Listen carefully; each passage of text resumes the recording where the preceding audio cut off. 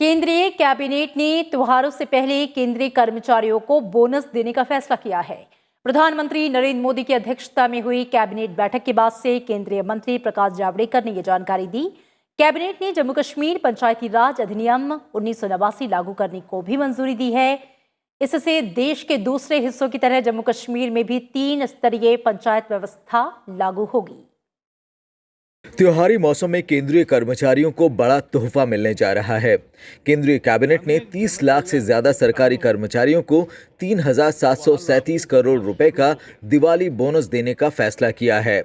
इसके तहत 2019-20 के लिए प्रोडक्टिविटी से जुड़े बोनस और नॉन प्रोडक्टिविटी से जुड़े बोनस भुगतान को मंजूरी दे दी गई है।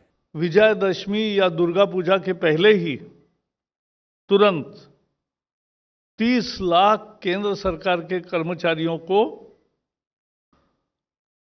3,737 करोड़ रुपीस का बोनस का भुगतान तुरंत शुरू होगा। ईपीएफओ है,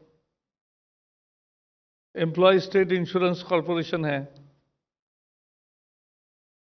ऐसे जो कर्मचारी नॉन गैजेटेड है,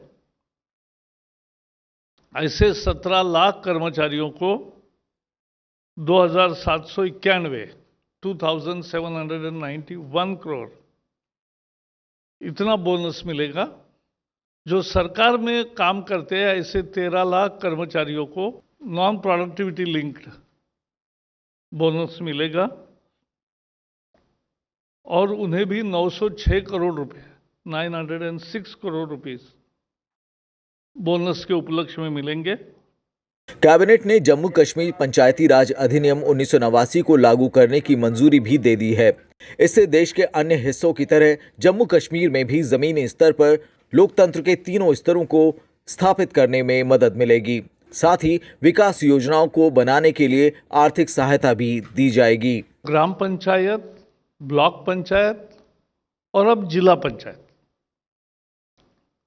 ऐसी पूरी त्रिस्तरीय रचना जो पंचायत राज के कानून में निहित है, वो अब कश्मीर में भी लागू होगी।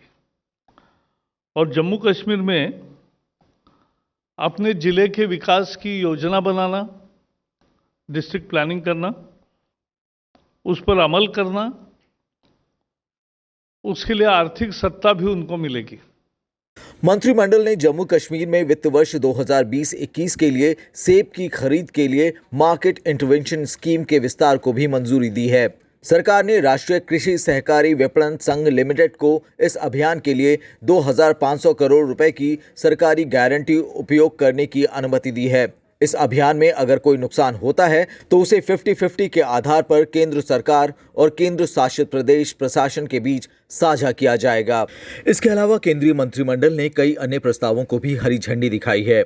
इनमें भारत और नाइजीरिया के बीच शांतिपूर्ण उद्देश्यों के लिए बाहरी अंतरिक्ष की खोज और इसके उपयोग में सहयोग और समझौता ज्ञापन, institute of chartered accountants of India और certified practising accountants Papua New Guinea के बीच समझौता, institute of chartered accounts of India और Malaysian institute of certified public accountants के बीच समझौता ज्ञापन शामिल है। Bureau report, Rajya Sabha TV.